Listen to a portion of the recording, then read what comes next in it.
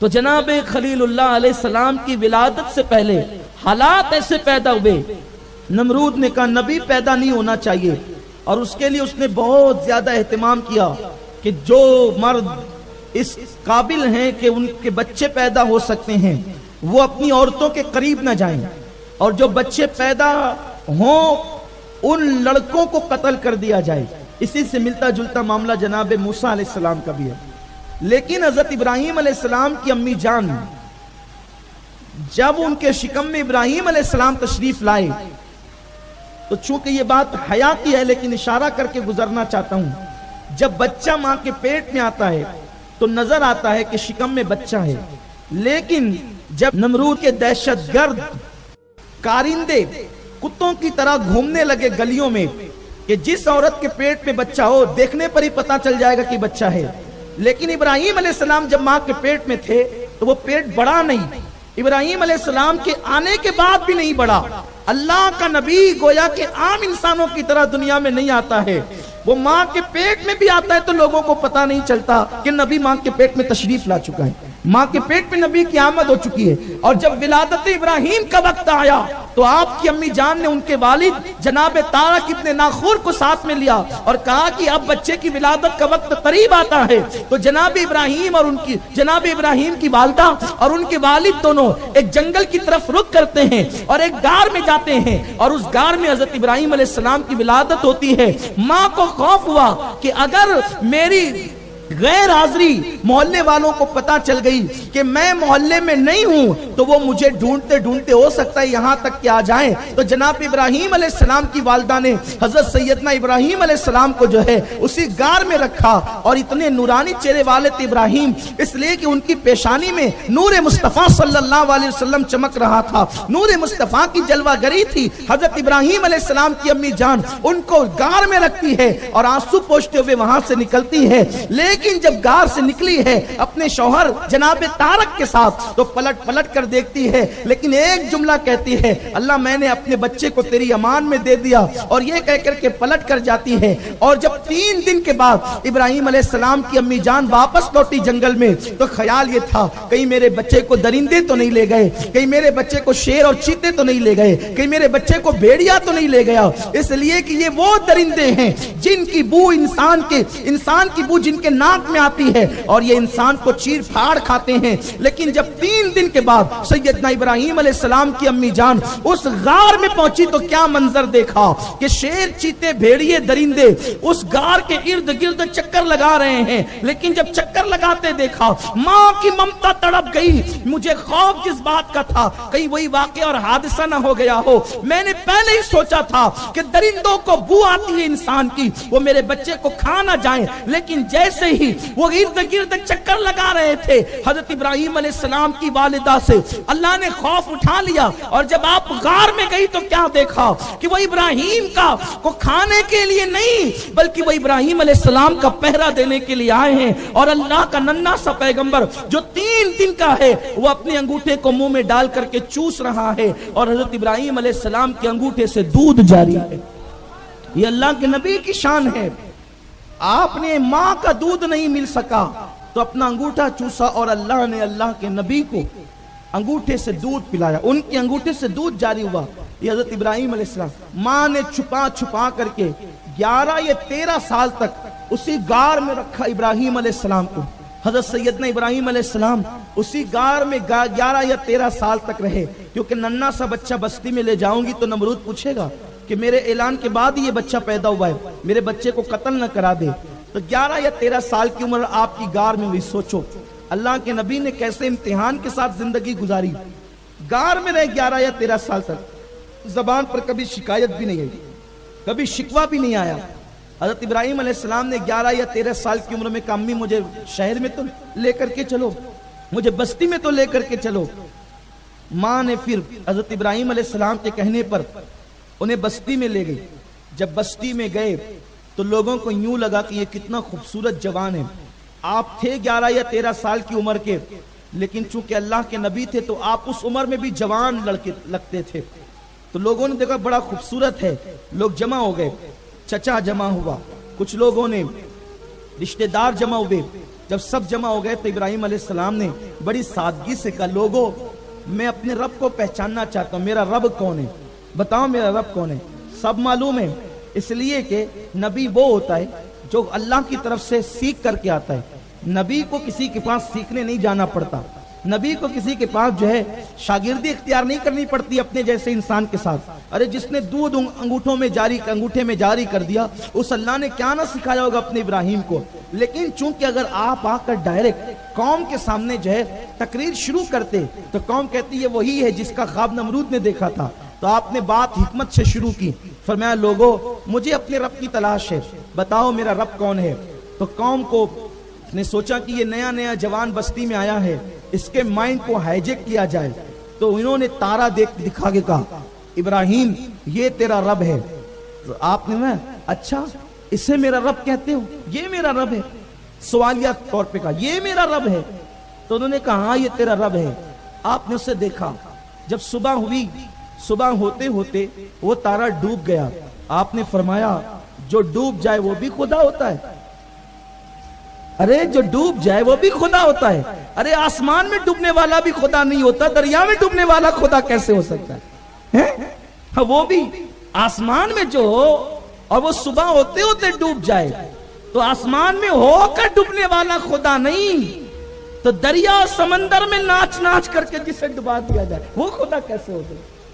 اس کے پاس بھی کوئی جانے کی جگہ ہے، وہ بھی وہاں بھی منت مانگنے کی جگہ ہے، وہاں بھی اگربتیاں سلگانے کی جگہ ہے۔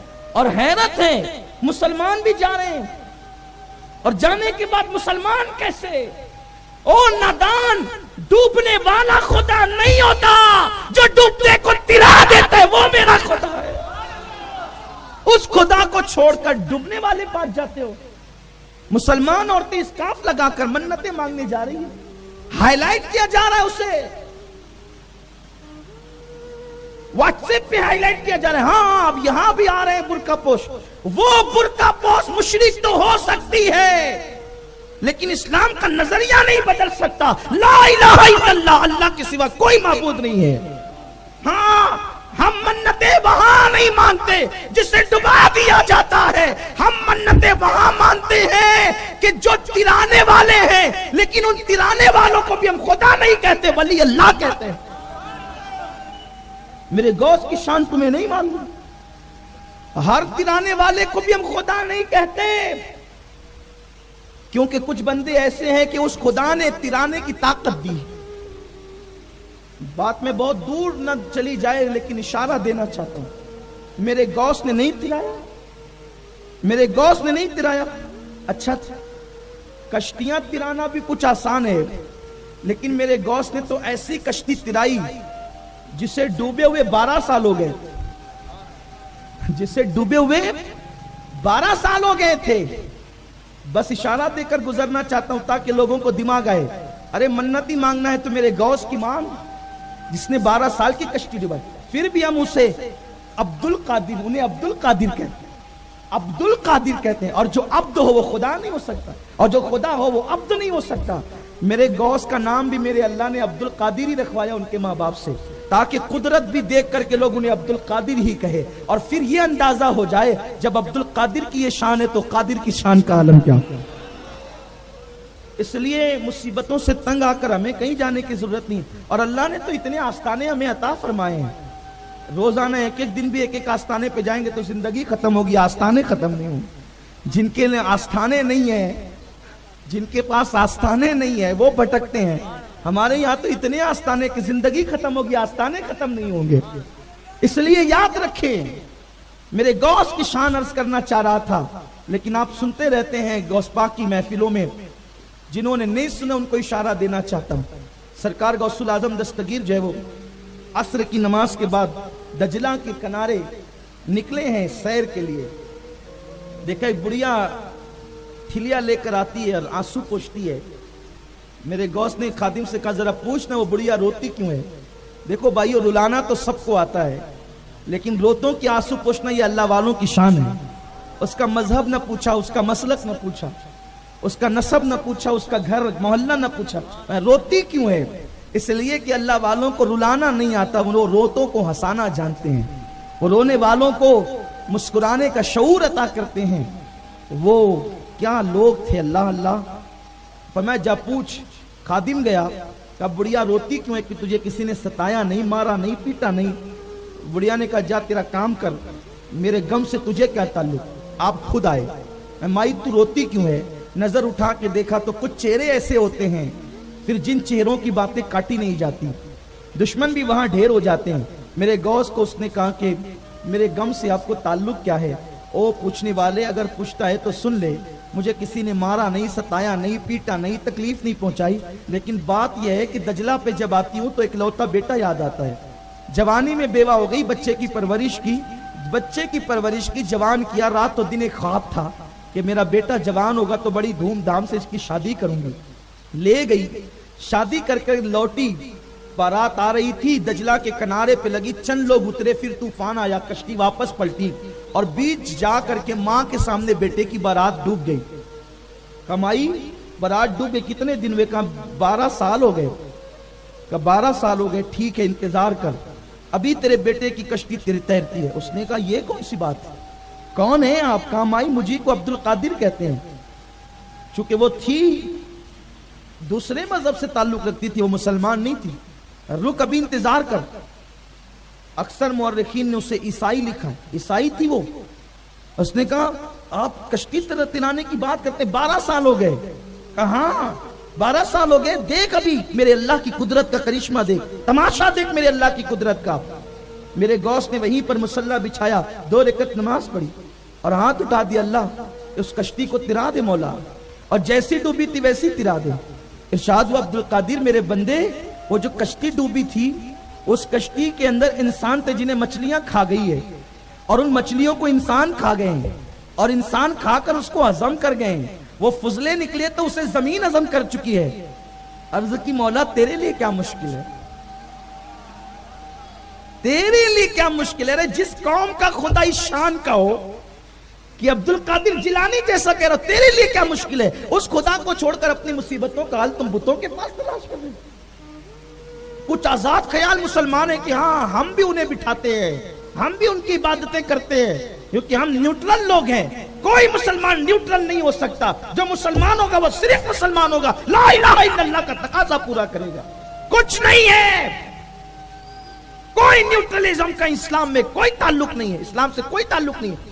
اسلام میں کوئی گنجائش نہیں ہے با مسلمان اللہ اللہ با برہمن رام رام, اس کی کوئی گنجائش نہیں ہے. جو مسلمان ہوگا وہ صرف مسلمان ہوگا, اسلام کے تقاضوں کو پورا کرے گا.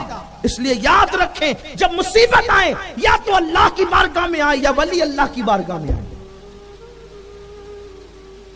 آپ فلم کے ہیرو کو دیکھ کر کے نیوٹرل بن رہے ہیں کہ ہم میلاد النبی کے جلوس میں بھی جائیں گے اور مشرکوں کے تہواروں میں بھی جائیں گے. اس کی کوئی اجازت نہیں, کوئی گنجائش نہیں. آپ مسلمان ہیں, صرف مسلمان ہیں.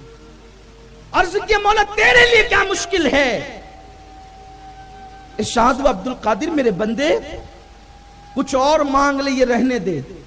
میرے غوث نے اپنا جبہ اتارا, عرض کیا تیری عزت کی قسم یہ اتار دیتا ہوں, اگر تو نے یہ کام نہ کیا مولا میری خاطر زندگی پر میں لباس نہ پہنوں.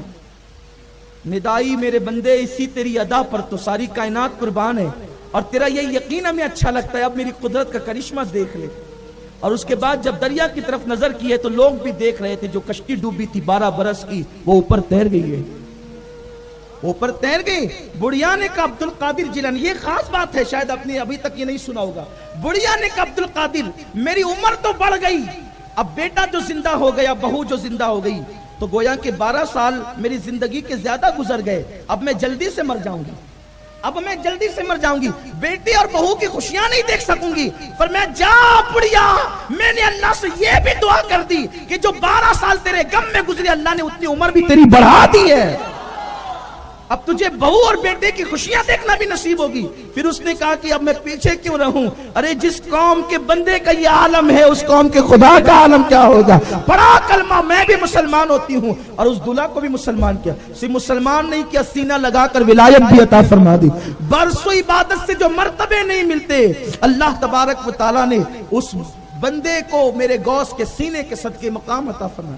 تو عرض یہ کر رہا تھا, حضرت ابراہیم علیہ السلام نے کہا جو ڈوب جائے وہ بھی خدا ہوتا ہے. تو پھر دوسرے دن انہوں نے دوسرا ہتھکنڈا استعمال کیا، دلیل تو تھی نہیں ان کے پاس، تو انہوں نے چاند کو دیکھا، کہا یہ خدا ہے، اچھا یہ خدا ہے، اسے دیکھ کر کہا اچھا یہ خدا ہے، پھر وہ بھی ڈوب گیا صبح ہوتے ہوتے، کہا جو ڈوب جاتا ہے میں اسے خدا نہیں سمجھتا۔ وہ کوئی جواب نہیں دے سکے۔ میرے ابراہیم علیہ السلام نے کہا میں اپنے رب کو جاننا چاہتا ہوں، ہے اس کا پتہ؟ تو پھر صبح کو سورج نکلا، کہا یہ بڑا خدا ہے، رب اکبر ہے یہ، اچھا یہ خدا ہے۔ آپ نے ضبط سے کام لیا۔ نبی جو تھے، یہ نبی کی شان بڑی نرالی ہوتی ہے۔ آج کل لوگوں کی فکر یہ ہے یہ نبی کیا ہوتے ہیں، وہ تو ہماری طرح ہوتے ہیں، ہم بھی کھاتے ہیں وہ بھی کھاتے ہیں، ہم بھی سوتے ہیں وہ بھی سوتے ہیں، ہم بھی پیتے ہیں وہ بھی پیتے ہیں، لیکن آپ کو نہیں پتا ہوتا ہے کہ نبی کیا ہوتے ہیں۔ نبی جو ہوتا ہے نا، نبی جو ہوتا ہے اس کی شان، اور پھر نبیوں میں اپنے نبی کی شان کیا ہے؟ اصل چیز یہی ہے، دین کے اندر یہ قوم نے اپنے نبی کو معاذ اللہ اپنی صف میں لا کے کھڑا کرنے کی کوشش کی۔ بھائیو جب امام مقتدی کی صف میں آ جاتا ہے نا تو نماز نہیں ہوتی۔ اگر آپ امام کو آگے سے کھینچ کے پیچھے لے کر کے آ جائے اور امام تمہارے برابر کھڑا ہو جائے تو تم میں سے کسی کی نماز نہیں ہوگی۔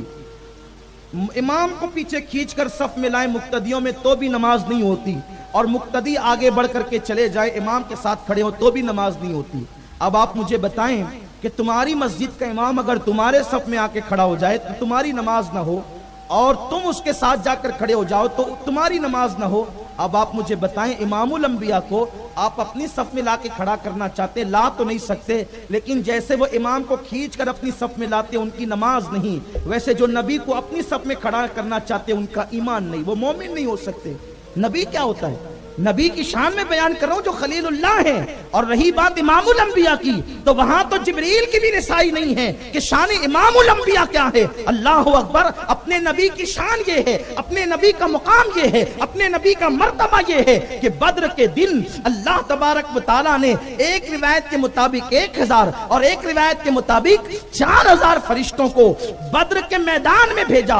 اے فرشتوں جاؤ، اور جبریل تو ان کا کمانڈر ان چیف بن کر کے جا، تو آگے آگے، فرشتے تیرے پیچھے پیچھے، ہاتھ میں تلوار لو اور میرے محبوب کے ساتھ ساتھ میں لڑو۔ میں آپ کو آپ کے ایمان کا واسطہ دے کر پوچھتا ہوں، آپ پڑھے لکھے ہیں تو آپ تحقیق کریں، کیا فرشتوں کا کام تلوار چلانا ہے؟ ارے فرشتے کا کام تلوار ہاتھ میں لینا نہیں، اس کا کام تو تسبیح اور مصلی ہے۔ نحنو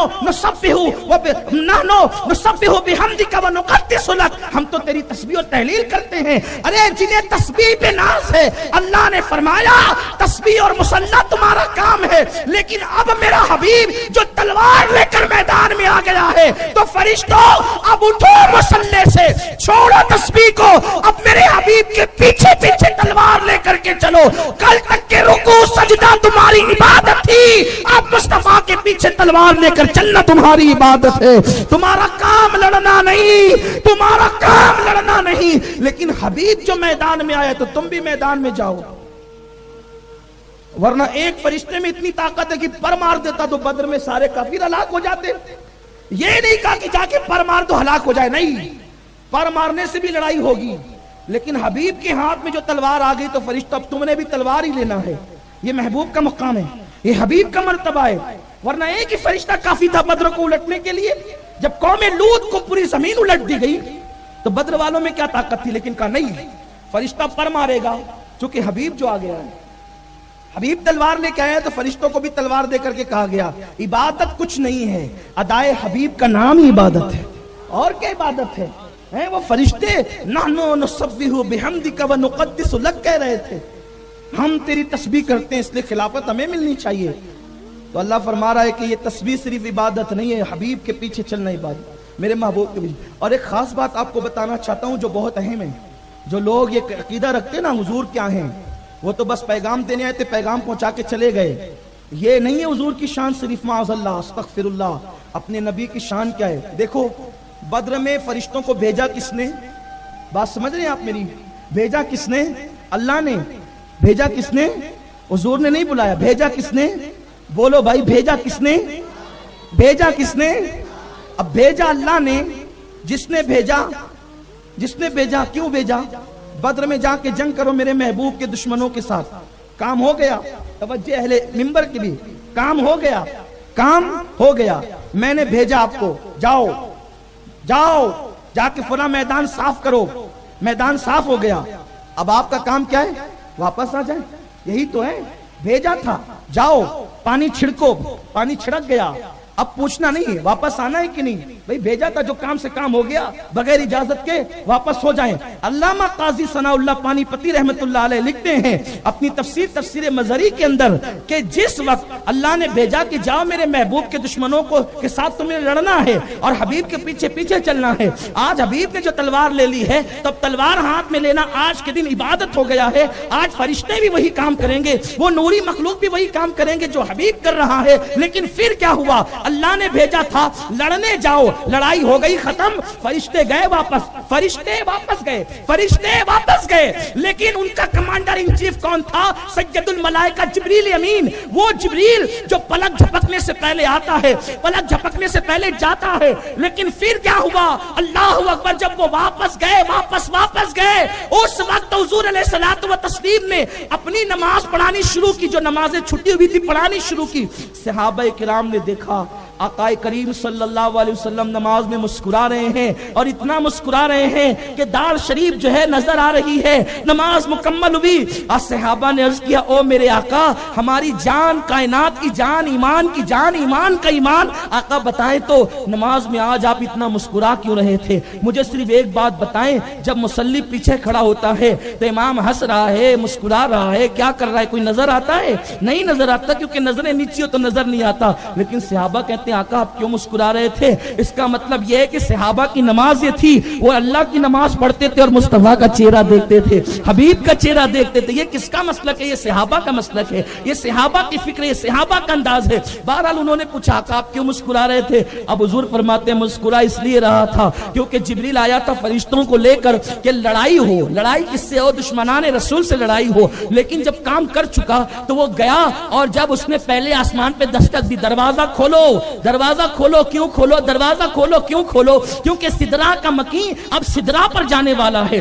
جبریل کا گھر کہاں ہے؟ سدرا پر ہے، سدرۃ المنتہا پہ جانے والا ہے۔ اللہ نے فرمایا جبریل دروازہ کیوں کھولے؟ اللہ کام ہو گیا، کام سے فارغ ہو گیا، واپس آیا۔ اللہ نے پوچھا جبریل میرے محبوب سے پوچھ کے آیا ہے کہ بغیر پوچھے آیا ہے؟ عرض کی مولا کام تو نے دیا تھا، کام مکمل ہو گیا، واپس آ گیا۔ کہا نہیں، آج دروازہ اس وقت تک کھلے گا نہیں جب تک تو میرے محبوب سے اجازت لے کر نہیں آئے گا۔ جا واپس جا، واپس جا، واپس جا، اور پہلے حبیب سے اجازت لے، اس کے بعد دروازہ کھلے گا۔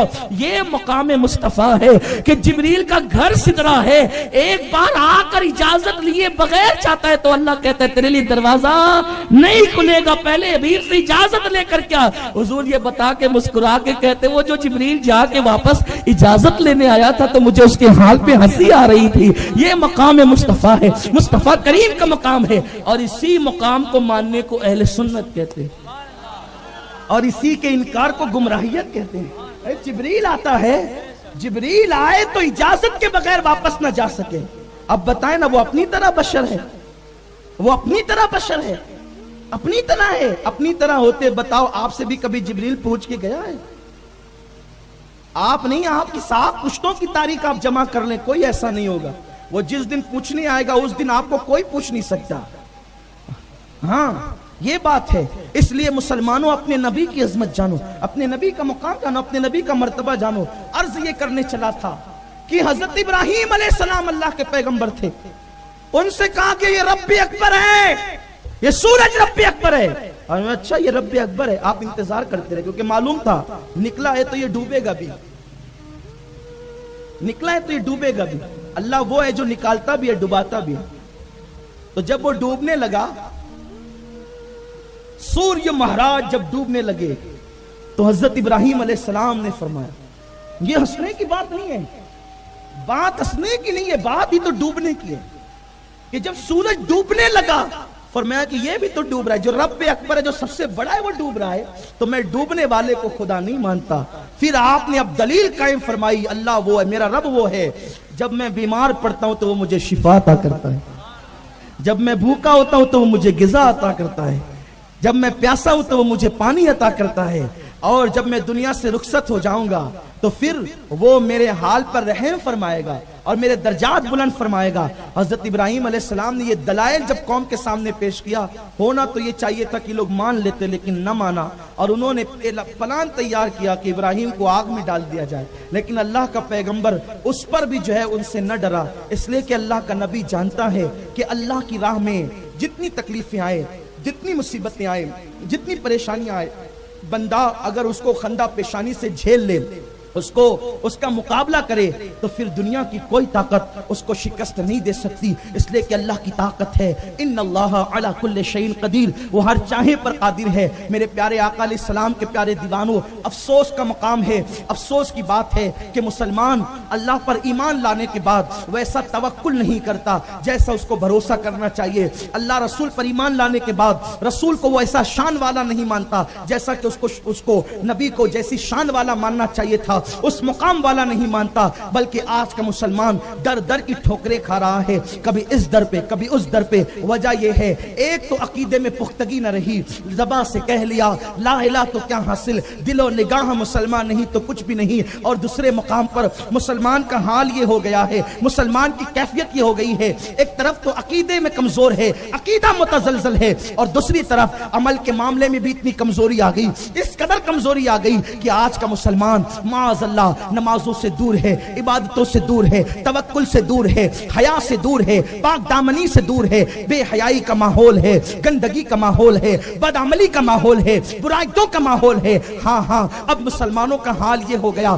صبح ہوتی ہے تو فجر کی نماز ترک کرتے کرتے ہوتی ہے، مسلمانوں کا حال یہ ہو گیا، غسل خانے سے نکلتے ہیں تو بے حیائی اس قدر عام ہو چکی ہے کہ مسلمان تولیہ لپیٹ کر کے اپنے غسل خانے سے نکلتا ہے، ننھی سی بچی باپ کو دیکھ رہی ہے، اس کے گھٹنے کھلے ہوئے ہیں، بیوی دیکھ رہی ہے، بہنیں دیکھ رہی ہے، جبکہ اسلام کا دستور یہ ہے کہ مرد کا گھٹنے کے اوپر کا حصہ بھی ستر عورت ہے، اس کا دیکھنا بھی حرام ہے، اس کا دکھانا بھی حرام ہے۔ مردوں کے یہاں یہ بے حیائی کہ معاذ اللہ، اللہ اکبر، راستہ چلتے چلتے آج مسلمانوں کا حال یہ ہے کہ لنگی کھول کر کے یوں باندھنے شروع کرتے ہیں، حیا نہ رہی۔ اللہ کے نبی صلی اللہ علیہ وسلم کی حیا اور غیرت کا یہ عالم تھا۔ ام المومنین اما جان عائشہ صدیقہ فرماتی ہے حضور علیہ الصلوۃ والتسلیم ایسی حیا کرتے تھے کہ جیسی حیا کنواری لڑکیاں مردوں سے جتنا نہیں کرتی، اس سے زیادہ اللہ کے نبی صلی اللہ علیہ وسلم لوگوں سے حیا فرماتے تھے۔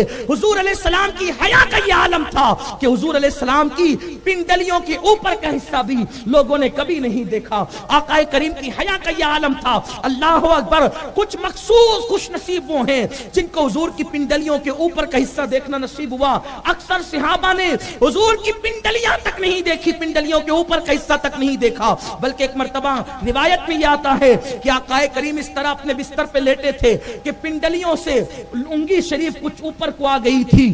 سرکار علیہ السلام لیٹے ہوئے ہیں اور صدیق اکبر آتے ہیں، دروازے پہ دستک دیتے ہیں، دروازہ کھولا جاتا ہے، صدیق آ کر بیٹھ جاتے ہیں۔ حضور علیہ السلام اسی طرح ہیں کہ پوری پنڈلی شریف کھلی ہوئی ہے۔ اس کے بعد فاروق اعظم آتے ہیں اور اسی طرح حضور بدستور لیٹے رہتے ہیں کہ پوری پنڈلی شریف کھلی ہوئی ہے۔ اس کے بعد عثمان غنی نے دستک دی، پوچھا گیا کون تھا عثمان؟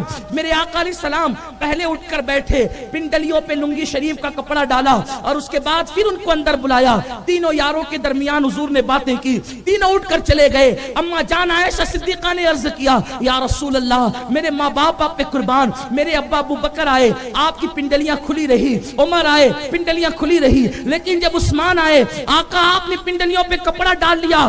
اما جان عائشہ صدیقہ کے سوال پر آقا نے فرمایا عائشہ کیا میں اس سے حیا نہ کروں جس سے اللہ اور اس کے فرشتے حیا کرتے ہیں؟ آپ دیکھیں آج آپ نے حیا اور اسلام کا عنوان دیا ہے۔ حضور علیہ السلام نے اپنی پنڈلیوں کے اوپر کا حصہ حضرت عثمان غنی کو تک دکھانا گوارا نہ کیا، اور پنڈلیاں تو اپنی جگہ۔ آقا کریم اس قدر با حیا تھے، بلکہ با حیا کہوں حضور کو میرا جی نہیں بڑھتا۔ حضور جانے حیا تھے، حضور صرف با حیا ہی نہیں تھے، حضور جانے حیا، حیا کی جان تھے، وہ جانے حیا تھے۔ آقا کریم کی شان یہ ہے کہ حضور علیہ السلام نے پوری محفلوں میں، جتنی محفلوں میں حضور بیٹھے، کبھی حضور نے پیر بھی نہیں پھیلائے۔ اسی لیے 1,24,000 یا 40,000 کم و بیش صحابہ میں 50 صحابہ بھی یہ نہیں کہہ سکتے کہ ہم نے حضور کے تلووں کو دیکھا ہے. حضور کے تلوے بھی صحابہ نے نہیں دیکھا. یہ حضور کی حیات تھی. حضور کے تلوے بھی نہیں دیکھے. اور آپ کو بتاؤں ایک دن ایسا ہو گیا کہ آقا کریم صلی اللہ علیہ وسلم مرض الوصال میں بیمار تھے. آقا علیہ السلام سرکار مرض میں ہیں اور مرض وصال کے اس وصال کے بعد حضور دنیا سے تشریف لے جانے والے ہیں. تو آقا کریم صلی اللہ علیہ وسلم بستر پر یوں لیٹے تھے کہ پیر پھیل گئے اور چادر یوں آقا علیہ السلام نے اوڑھ رکھی تھی کہ پیر کھلے ہوئے تھے. ایک صحابی غالباً ان کا نام زید ہے, وہ رہتے تھے دیہات میں. وہ آقا سے ملنے کے لیے آئے. زید حضور سے ملنے کے لیے آئے. تو آئے تو کسی سے کہا, غالباً حضرت عباس یا مولا علی سے, کہ میں نے کئی دن سے حضور کو نہیں دیکھا اور مجھے پتہ چلا ہے کہ حضور علیل ہیں, تو کیا حضور کا رخ انور مجھے دکھا سکتے ہو؟ تو کہا گیا کہ حضور اتنے علیل ہے کہ کسی کو ملنے کی اجازت نہیں ہے. کہا ٹھیک ہے میں ملوں گا نہیں, صرف ایک جھلک دکھا دینا. انہوں نے مولا علی نے یا جناب عباس نے اندر لے گئے, پردہ ہٹایا اور دیکھا دیکھو حضور دکھ رہے ہیں, آقا دکھ رہے ہیں. تو انہوں نے کہا کہ جی آج جناب زید کا مقدر عروج پر تھا, کیونکہ آقا لیٹے ہوئے تھے اور حضور علیہ السلام کے پیر شریف پھیلے ہوئے تھے, تو صرف حضور کے تلوے نظر آ رہے تھے. چادر جو اٹھی تھی, اب تک زید نے تلوے رسول نہیں دیکھا تھا, صرف آج حضور کے تلوے دکھ رہے تھے. اب آقا کے تلوے پہ میں کیا عرض کروں, صرف اتنا اشارہ دینا چاہتا ہوں, جو تمہارے محلے کا سب سے کالا آدمی ہوگا, جو تمہارے محلے کا سب سے کالا آدمی ہوگا, کبھی اس کا تلوہ بھی دیکھنا. ارے کالے انسان کا تلوہ بھی گورا ہوتا ہے. تو جو اتنا خوبصورت ہو, جو اتنا حسن و جمال کا پیکر ہو کہ جس کے چہرے کو خدا بھی پیار سے دیکھتا ہے, خدا بھی پیار سے تکتا ہے, جس کے حسن پر کائنات کا حسن قربان ہو, اس رسول کا تلوہ کتنا خوبصورت ہوگا. اب اگر اس تلوے کا حسن بیان کیا جائے تو یہ ایک الگ عنوان اور الگ تقریر ہے. بس صرف اتنا کہنا چاہتا ہوں, امام فرماتے ہیں آسماں, بلکہ استاد زمن فرماتے ہیں آسماں گر تیرے تلووں کا نظارہ کرتا, آسماں گر تیرے تلووں گر نظارہ کرتا. اس کا مطلب آسمان نے تلوہ رسول دیکھا نہیں ہے. ارے پیر ہی نہیں پھیلایا, حیا اتنی تھی اس لیے تلوہ دیکھا ہی نہیں ہے. اگر وہ دیکھ لیتا تو کیا کرتا, آسماں گر تیرے تلوے کا نظارہ کرتا. روز ایک چاند تصدق میں اتارا کرتا, چھپ گیا چاند نہ آئی تیرے دیدار کتاب, سامنے گر کبھی ہوتا بھی تو سجدہ کرتا. حضور علیہ السلام کے تلوے کو اکثر لوگوں نے نہیں دیکھا, لیکن زید کا مقدر تھا تلوہ دے. کیا تلوہ ہے, کیا تلوہ ہے. اور حدیث پر میں یوں اپنے الفاظ کا جامہ پہنا دوں, کیا تلوہ ہے اور کیا تلوے کا جلوہ ہے. تلوے کا جلوہ کیا ہے کہ زید دیکھا اور پھر کہا گیا زید اب نکل جاؤ, حضور کے آرام میں خلل نہیں ڈالنا, نکل جاؤ زید. زید یوں ہی پچھلے پیر الٹے پیر نکلتے چلے گئے, لیکن تلوے کو آنکھوں میں بسا لیا. لیکن اب زید نے جو تلووں کو آنکھوں میں بسایا, جدھر دیکھتے ہیں تلوے کا حسن ہی نظر آتا ہے. ادھر گھر پہنچے, کسی نے خبر دی کسی نے, زید حضور کا وصال ہو گیا, زید آقا کا وصال ہو گیا.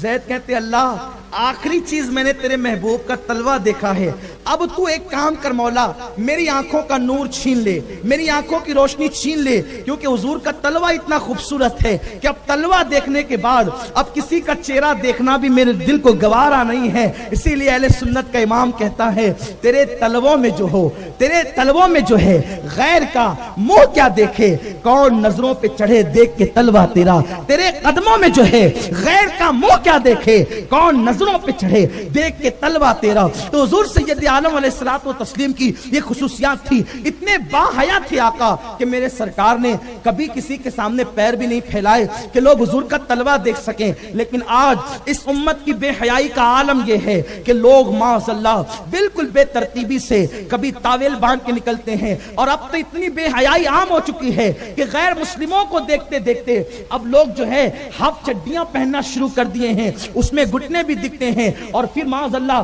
पैर का अक्सर हिस्सा नजर आता है। मुसलमानों क्या बेहयाई आम हो रही है, मर्दों में इधर ये बेहयाई आम हो गई, उधर औरतों का हाल ये हो गया कि बेहयाई की हद ये कर दी औरतों ने। अब इतने बारीक और पतले लिबास औरतें पहनती है कि जिस्म की साख्त नजर आती है। अल्लाह के प्यारे हबीब गैब दा नबी सल्लल्लाहु अलैहि वसल्लम फरमाते हैं, जिस औरत का कपड़ा जितना पतला होगा उस औरत का ईमान भी उतना कमजोर होगा, और जिस औरत का कपड़ा जितना मोटा होगा उसका ईमान भी उतना मजबूत होगा।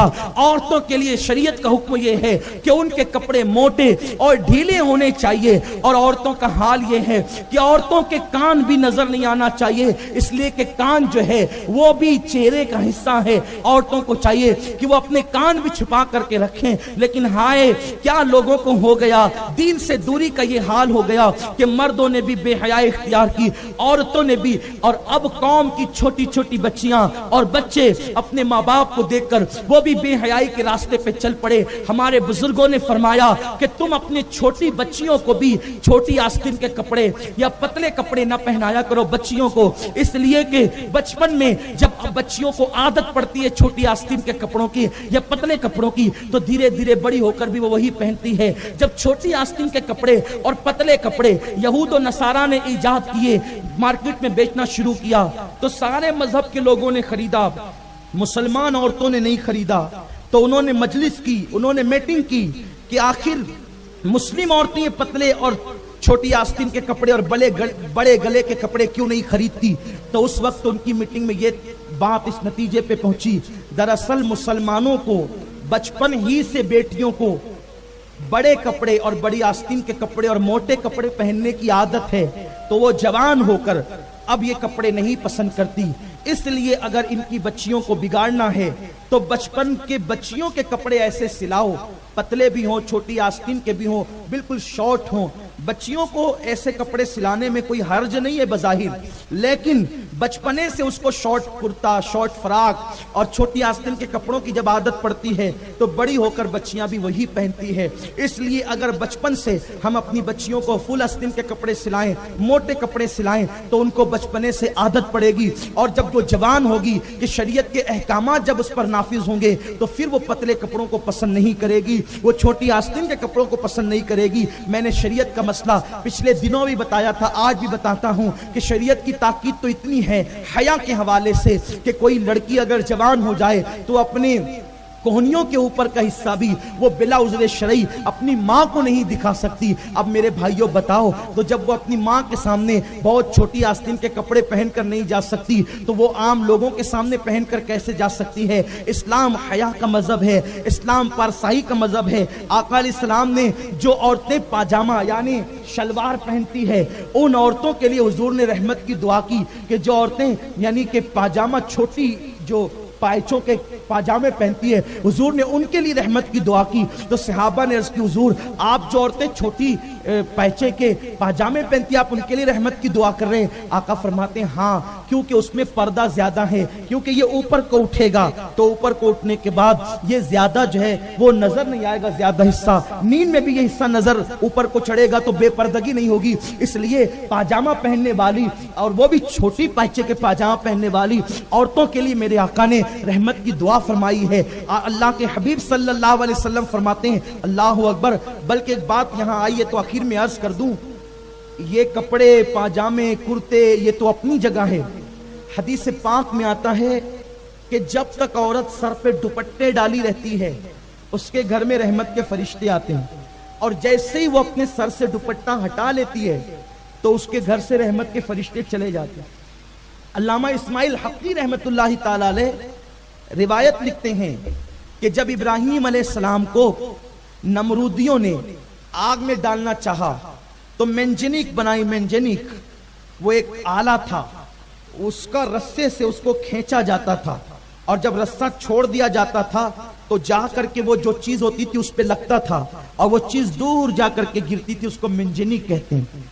ठीक है, तो नमरूदियों ने भी मेंजनीक बनाई, रोजाना प्रैक्टिस के तौर पे खींचते थे तो वो रस्सा खिंचाता था। अब उन लोगों ने इब्राहीम अलैहिस्सलाम के कपड़े कुर्ते को उतारा और उतार कर इब्राहीम अलैहिस्सलाम को मेंजनीक पे बिठा दिया। کہ رस्सा जैसे खींचेंगे, खींच के छोड़ेंगे तो इब्राहिम को वो पटका जाके लगेगा और वो सीधा जा करके आग में पहुंच जाएंगे। अब उन लोगों ने खूब प्रैक्टिस कर ली, लेकिन जब इब्राहिम अलैहिस्सलाम को ला के बिठाया, अब जो रस्सा खींचना चाहते हैं रस्सा, तो उनसे रस्सा खींचा नहीं जाता। क्यों नहीं खींचा जाता था रस्सा? इसलिए कि फरिश्ते रोने लगे, अल्लाह तेरा इब्राहिम जो तेरी मोहब्बत में कुर्बानियां ही देता आ रहा है, आज वो आग में जलेगा। अल्लाह ने फरमाया जाओ, मैं तुम्हें इजाजत देता हूं, अगर तुम उसकी मदद कर सकते हो तो करो। तो रहमत के फरिश्ते आए और जो रस्सा नमरूदी खींच रहे थे, फरिश्तों ने दूसरी तरफ से उसको खींचना शुरू किया। तो अब फरिश्तों की ताकत के आगे तो इनकी ताकत फेल हो गई, तो रस्सा उनसे खिंचाता नहीं था। ये पसीने पसीने हो गए, तंग आ गए कि कल तक के खिंचाने वाला रस्सा, बल्कि इब्राहिम अलैहिस्सलाम को बिठाने से पहले तक खिंचाने वाला रस्सा अब हमसे खींचा नहीं जाता। तो शैतान जो है एक बूढ़े की शक्ल में आया, लंबी सी दाढ़ी, खूबसूरत सी पगड़ी और चादर डालकर असा लेकर के चला आ रहा है। लोगों ने देखा, कह रहे ये तो बड़ा खूबसूरत नेक आदमी नजर आता है। वो आया और आने के बाद कहा, लोगों क्या तकलीफ है तुम्हें, क्या परेशानी है?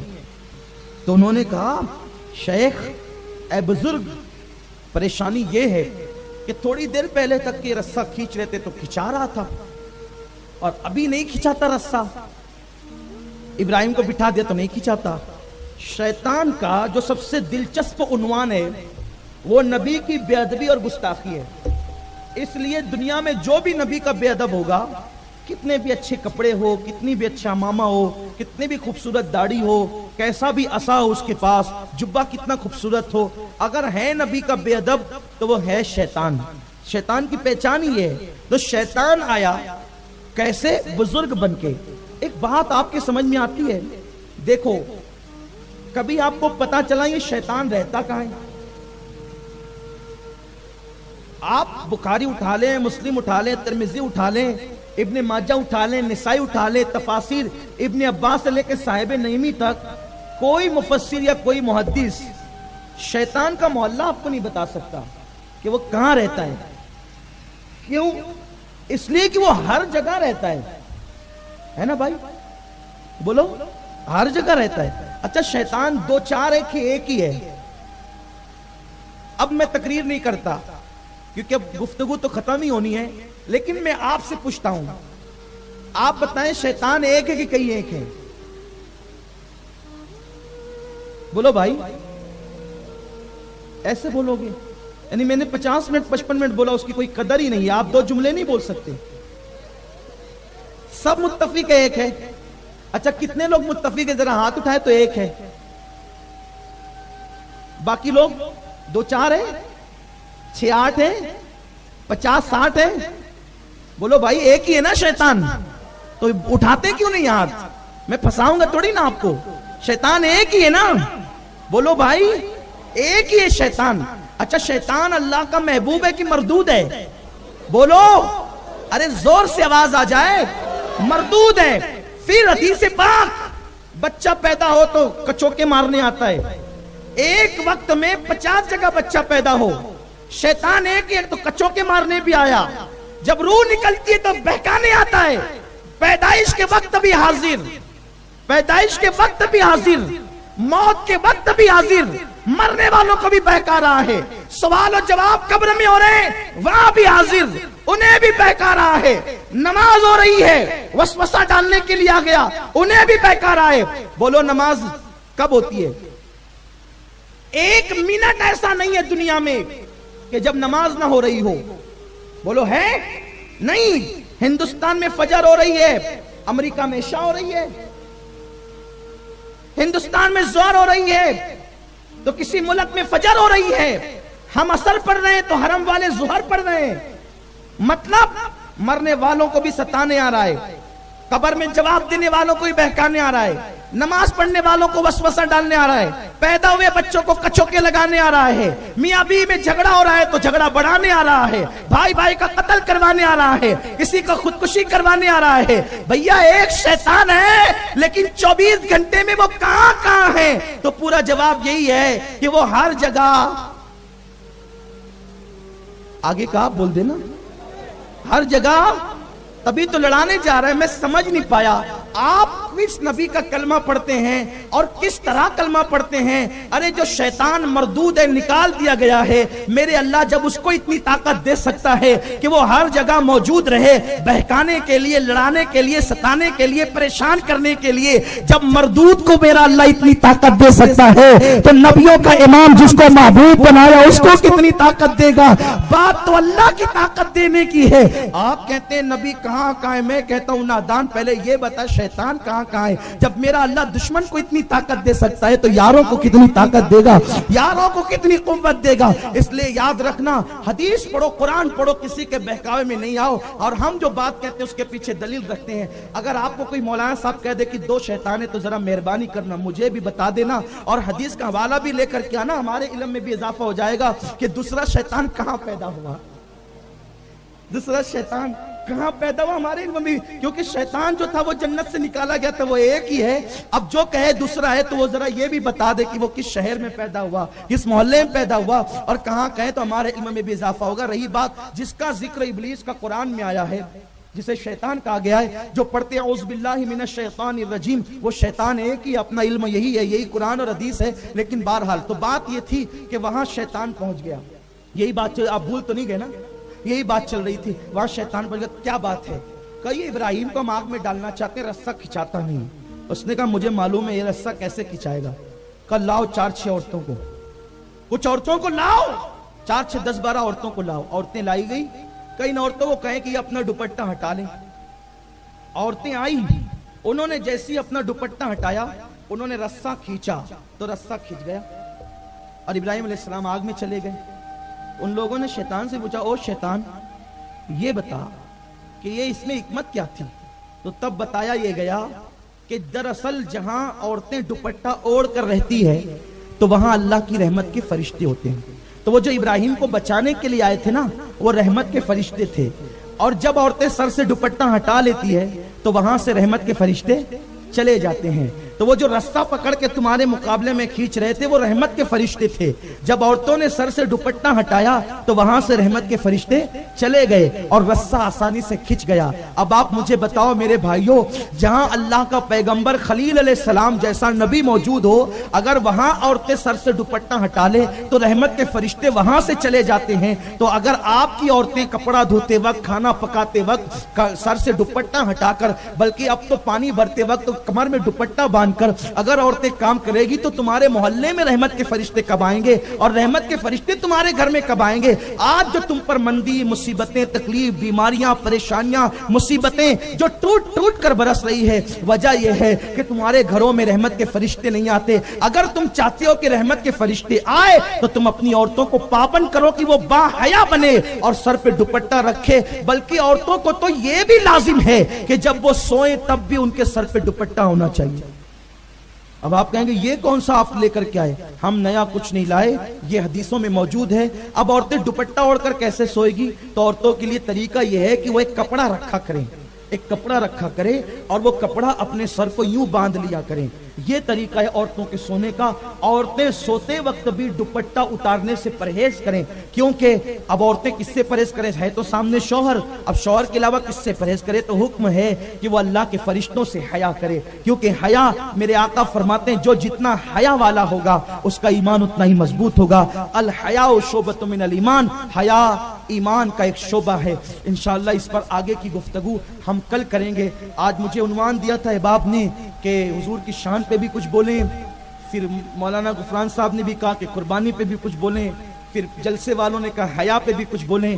تم جتنا مجھ سے کہا گیا تھا میں نے تھوڑی تھوڑی باتیں سب پیش کر دی, لیکن انشاءاللہ کل کی جو گفتگو ہوگی وہ مکمل حیا پر اور اسلام کے قوانین پر ہوگی. کل کا پروگرام مسجد عبدالجبار کے پیچھے انوار اشرف نگر میں حیدر علی چوک پہ ہوگی. آپ سے گزارش ہے آپ تشریف لائیں. اور یہ بڑا جو ہے وہ پر مغز خطاب ہے حیا کے حوالے سے, اور آپ نے شاید پہلی مرتبہ یہ عنوان رکھا ہے, تو کل ہم اس پہ بھی گفتگو کریں گے. اللہ مجھے آپ سب کو توفیق عطا فرمائے اور اللہ ہمیں ادب رسول پہ قائم رہنے کی توفیق دے. دوران گفتگو کوئی غلطی ہو, آج گوشت ہی سب کچھ ہو گیا, اس لیے قربانی کی جو برکتیں ملنی چاہیے وہ برکتیں نصیب نہیں ہو رہی. آج میں تھوڑا سا اس پر گفتگو کرنا چاہتا ہوں نیت پر. نیت کا بڑا عمل دخل ہے. جیسی نیت ہوگی، آپ نے سنا ہوگا، جیسی نیت ہوگی ویسی برکت ہو.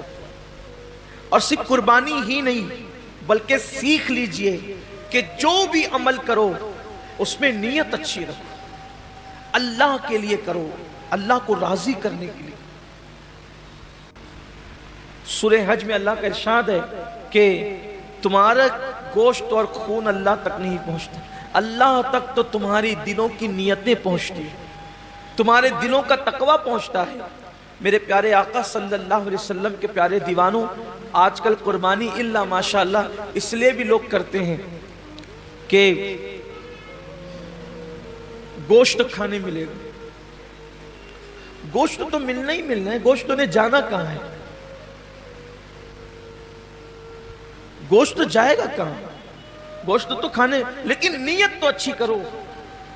ہمارے بزرگوں نے فرمایا کہ اعمال سیکھنے سے پہلے اعمال کی نیت سیکھا کرو، اس لیے کہ مومن کی نیت اس کے عمل سے افضل ہے. نیت المؤمن خیر من عملہ، مومن کی نیت اس کے عمل سے افضل ہے. آپ نے کبھی سوچا کہ ایک کافر 20 سال کفر کر رہا ہے پھر بھی وہ قیامت تک جہنم میں، 20 سال ہی نہیں بلکہ سال بھر بھی کفر کرے تو بھی جہنم میں، 6 مہینہ بھی کافر رہے تو بھی جہنم، اسی حالت پہ مرا تو جہنم میں، ایک دن بھی کفر کیا اور وہ کفر پہ مرا تو جہنم میں. کیوں ہے؟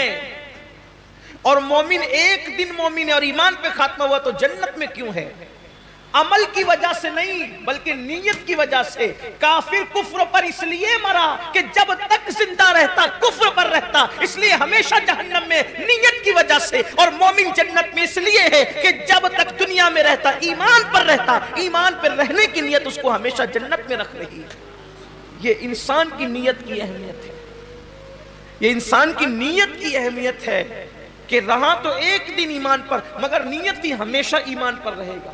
اس لیے ہمیشہ کی ایمان پر رہنے کی نیت اس کو ہمیشہ جنت میں رکھے گی، اور اس کو ہمیشہ کفر پر رہنے کی نیت اس کو ہمیشہ جہنم کے اندر رکھے گی. پتہ چلا کہ نیتوں پر اجر ملتا ہے.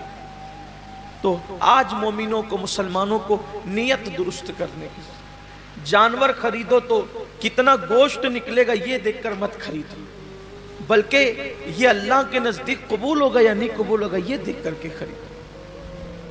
آج گوشت ہی سب کچھ ہو گیا، اس لیے قربانی کی جو برکتیں ملنی چاہیے وہ برکتیں نصیب نہیں ہو رہی ہیں. آج میں تھوڑا سا اس پر گفتگو کرنا چاہتا ہوں نیت پر. نیت کا بڑا عمل دخل ہے. جیسی نیت ہوگی، آپ نے سنا ہوگا، جیسی نیت ہوگی ویسی برکت ہو.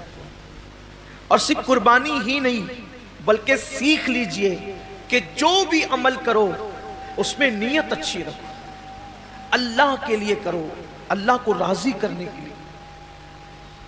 کوئی اور نیت نہ ہو، خدا کی رضا ہو، رضا الہی کے لیے. حدیث پاک میں آتا ہے کہ بنی اسرائیل میں ایک شخص تھا،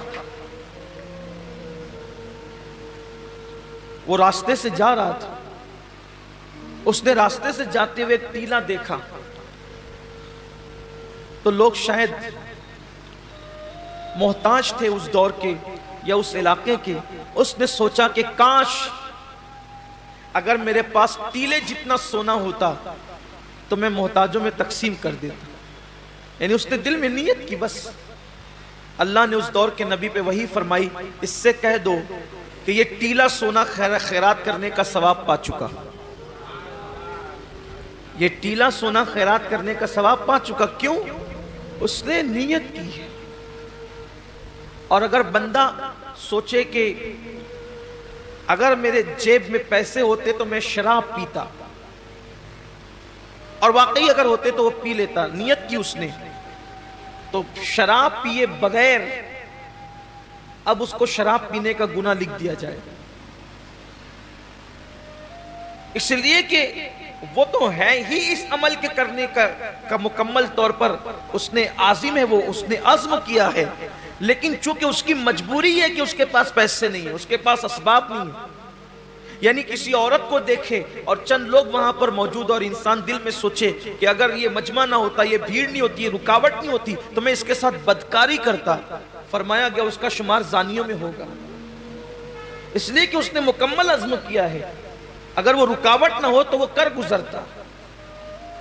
تو وہاں نیت پر نیکی بھی مل رہی ہے اور نیت پر گناہ بھی مل رہا ہے، یعنی نیت سے مراد عزم گناہ پر گناہ بھی مل رہا ہے۔ میرے آقا صلی اللہ علیہ وسلم کے دیوانوں، تو اللہ کے لیے بہت ساری عبادتیں انسان اللہ کے لیے نہیں کرتا، دکھاوے کے لیے کرتا ہے یا کسی اور نیت سے کرتا ہے، تو نیکی کر کے بھی وہ نیک نہیں ہوتا، بلکہ وہ اپنے ذوق میں اپنی فکر میں نیکی کر رہا ہوتا ہے، لیکن اس کا شمار گناہ کرنے والوں میں ہوتا ہے۔ جیسا کہ حدیث پاک ہے، اس کے راوی حضرت سیدنا ابو ہریرہ رضی اللہ تعالیٰ عنہ ہیں۔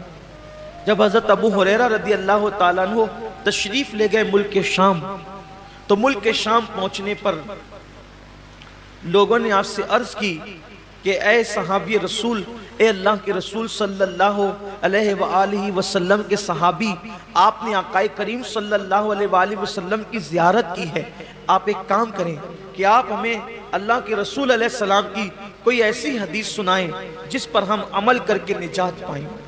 اب بہت دھیان سے سننا آپ لوگ بھی، کہ سننے والے بہت طویل بات نہیں سن رہے تھے، بلکہ کوئی مختصر اور بہت جامع انہیں کوئی مضمون چاہیے تھا۔ یوں تو میرے آقا علیہ السلام کی ہر بات ہی جامع ہے، حضور نے جہاں جو بات کہی ہے اس بات کا کوئی جواب ہی نہیں ہے۔ میرے امام فرماتے ہیں، فصحا عرب کے بڑے بڑے تیرے آگے یوں ہے دبے لچے، کوئی جانے منہ میں زباں نہیں بلکہ جسم میں جان نہیں۔ حضور نے جب باتیں کہی ہے تو ان کی باتوں کا کیا کہنا۔ آج بھی آقا علیہ السلام کی حدیث پڑھی جاتی ہے تو انسان پر ایک عجیب سا کیف چھا جاتا ہے۔ جب دوسروں کی زبان سے گفتگو مصطفیٰ سنی جاتی ہے تو ایسا کیف آتا ہے، جب وہ اپنی زبان سے خود اپنی بات کرتے ہوں گے تو اس وقت کیف و سرور کا عالم کیا ہوتا ہوگا۔ تو آقا کریم صلی اللہ علیہ وآلہ وسلم کے صحابی حضرت ابو ہریرہ رضی اللہ تعالیٰ سے اہل شام نے کہا، اے ابو ہریرہ، آپ آقا کریم صلی اللہ علیہ وآلہ وسلم کی کوئی ہمیں ایسی حدیث سنائیں کہ جس پہ عمل کر کے ہم نجات پائیں۔ اب یعنی کہ سنا تو بہت تھا حضرت ابو ہریرہ نے، لیکن اب کوئی ایسی روایت اس میں سے نکالنا ہے جو مختصر بھی ہو اور لوگوں کے لیے راہ نجات بھی ہو۔ اللہ اکبر۔ سیدنا ابو ہریرہ گویا کہ اپنے حافظے پر جو ہے وہ زور دینے لگے کہ میرے پاس جو ذخیرہ حدیث کا میرے حافظے کے اندر ہے ان میں سے کوئی ایک ان کو سنانا ہے۔ لیکن روایتوں میں آتا ہے، راوی بیان کرتے ہیں کہ جیسے ہی حضرت سیدنا ابو ہریرہ رضی اللہ تعالیٰ عنہ کو وہ حدیث یاد آئی، وہ جس کو بیان کرنا چاہتے تھے، حضرت ابو ہریرہ صرف حدیث کا مضمون یاد کر کے بے ہوش ہو کے زمین پہ گر جاتے ہیں۔ امام غزالی رحمت اللہ علیہ لکھتے ہیں کہ مضمون حدیث یاد کر کے حضرت ابو ہریرہ زمین پہ گر گئے۔ جب آپ کو ہوش آیا، لوگوں نے پوچھا، اے ابو ہریرہ کیا بات ہے؟ حضرت ابو ہریرہ فرماتے ہیں، جس حدیث کو سننے کی تم بات کرتے ہو اس کا مضمون میرے ذہن میں آیا تو اسی لیے مجھ پر غشی طاری ہو گئی۔ اور پھر اب حضرت سیدنا ابو ہریرہ رضی اللہ تبارک و تعالی عنہ حدیث بیان کرتے ہیں۔ حضرت ابو ہریرہ رضی اللہ تعالی عنہ فرماتے ہیں، اے اہل شام، تم میرے نبی کا فرمان سننا چاہتے ہو تو سنو، قیامت کے دن کے بارے میں ہم سب کے آقا و مولا مصطفیٰ جان رحمت صلی اللہ علیہ وآلہ وسلم نے فرمایا کہ سب سے پہلے قیامت کے دن اللہ تعالیٰ 3 لوگوں کا حساب لے گا۔ قیامت کے دن سب سے پہلے کتنوں کا حساب ہوگا؟ 3 لوگوں کا۔ اور اللہ کے رسول علیہ السلام نے فرمایا کہ شہید، جو شہید ہوا تھا، یعنی جس نے جام شہادت نوش کیا تھا، شہادت سے بڑھ کر کوئی عمل ہو سکتا ہے؟ اس لیے کہ شہید وہ ہوتا ہے جس نے اپنی جان اللہ کے لیے ختم کر دی، یعنی جان ہی دے دی اس نے۔ شہید نے، قربانی میں تو ہم جانور کی گردن پہ چھری چلاتے ہیں، شہید نے تو اللہ کے لیے اپنی گردن پیش کر دی۔ شہید نے اپنی گردن پیش کر دی۔ سب سے پہلے شہید آئے گا اور اللہ تبارک و تعالیٰ اس شہید کو اپنی نعمتیں یاد دلائے گا، اور نعمتیں یاد دلا کر کے اللہ تعالیٰ جب اس کو اپنی نعمتیں یاد دلائے گا تو پوچھے گا اے میرے بندے، میں نے تجھے اتنی نعمتیں دی، اب بتا تو نے میرے لیے کیا کیا؟ شہید عرض کرے گا مولا تو جانتا ہے کہ تو نے مجھے نعمت دی تو میں نے تیرے لیے اپنی جان قربان کر دی، گلا کٹا دیا، گردن کٹا دیا اور میں شہید ہو گیا، میں نے جان دے دی تیرے لیے۔ اللہ فرمائے گا تو جھوٹا ہے، اللہ فرمائے گا تو جھوٹا ہے، تو نے اس لیے گردن نہیں کٹائی تھی کہ میں راضی ہو جاؤں، بلکہ تو نے اس لیے گردن کٹائی تھی تاکہ لوگ تجھے بہادر کہیں، لوگ تجھے بہادر کہیں، بہادر کہلانے کی وجہ سے تو نے یہ کام کیا تھا، سو وہ لوگوں نے تجھے کہہ دیا اور میں نے تجھے بہادر کہلوا دیا، اس لیے آج تیرے لیے میرے پاس نہیں ہے کچھ، اور تو نے جس کے لیے عمل کیا تھا اب جا کر کے ان سے صلہ حاصل کر لے۔ گھر کی فریج بھرنے والوں اور گھر کی فریج بھرنے کے لیے قربانی کرنے والوں، یا لوگوں کی جھوٹی شہرت کے لیے قربانی کرنے والوں، ذرا ہوش کے ناخون لو۔ یہاں تو جانور کی گردن پہ چھری ہے، وہاں تو اس نے اپنی گردن کٹائی۔ اللہ فرمائے گا تو جھوٹا ہے، بہادر کہلانے کے لیے شہید ہوا تھا، جس کے لیے تو نے یہ کام کیا تھا جا کے ان سے صلہ حاصل کر، آج تیرے لیے میرے پاس کچھ نہیں ہے۔ اور اللہ فرشتوں سے کہے گا اس بدبخت کو گھسیٹ کر کے جہنم میں لے جاؤ۔ میں یہ نہیں کہتا کہ قربانی کا گوشت گھر میں رکھنا جائز نہیں، پورا بھی رکھ سکتے ہو، لیکن اللہ کے لیے تو کوئی قربانی کرے۔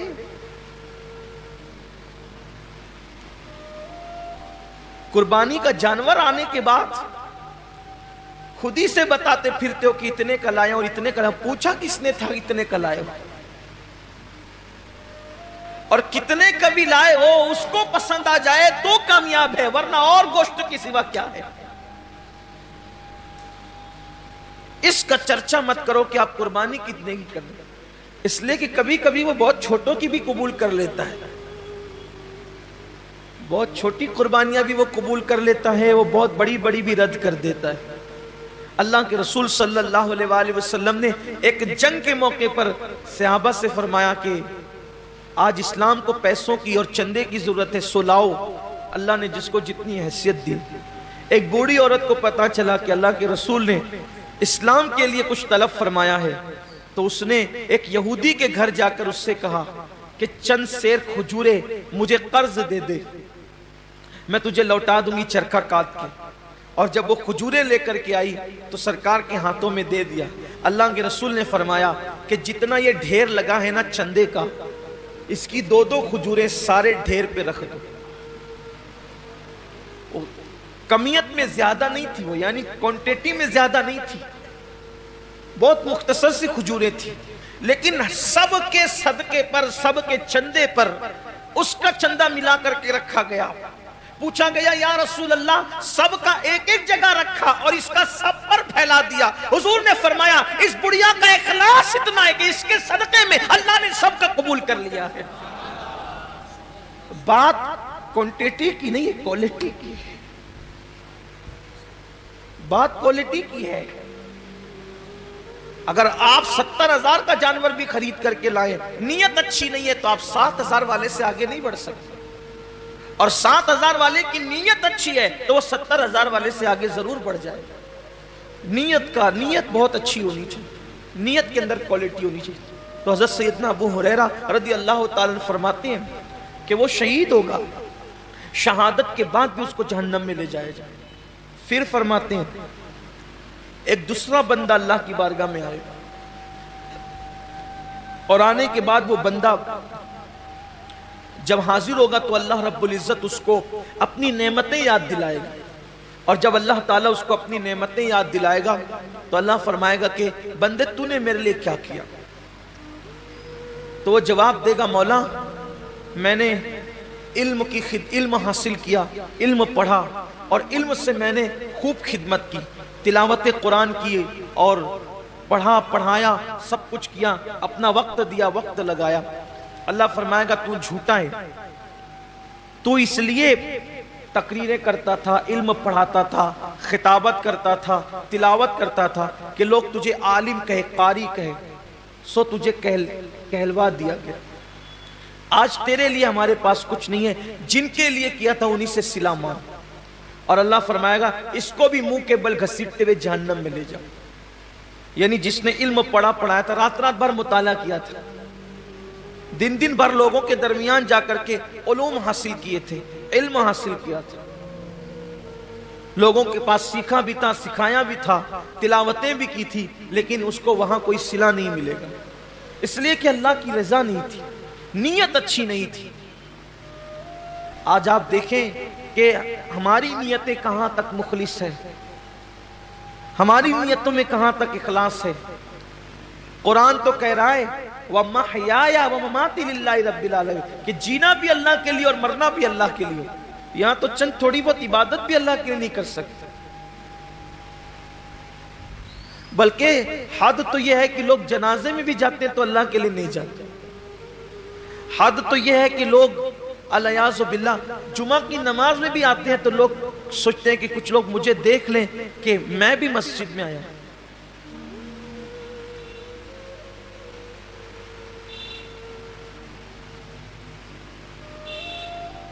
میں بھی عیدگاہ میں آیا ہوں، میں بھی حج کے لیے جا رہا ہوں، میں بھی عمرہ کے لیے جا رہا ہوں، قربانی میں بھی کر رہا ہوں، روزے میں بھی رکھ رہا ہوں، وظیفے میں بھی پڑھ رہا ہوں۔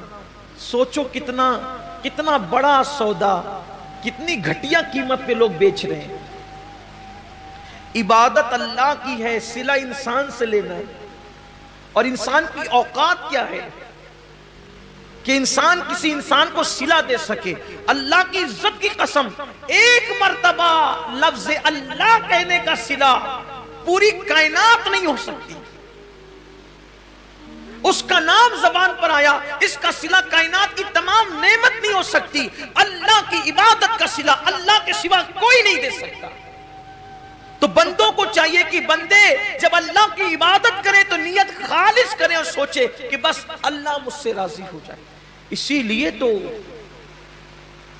جنگ تبوک کے اندر جن صحابہ نے شرکت کی، جنگ تبوک کے اندر جو صحابہ شریک ہوئے تھے ان کو جیش الاسرت کہا جاتا ہے، تنگی والے فوجی۔ بلکہ وہ تنگی کا حال یہ تھا جنگ تبوک کے اندر، مورخین نے یہاں تک لکھا ہے کہ ایک ایک کھجور کو 8 مجاہدین استعمال کرتے تھے۔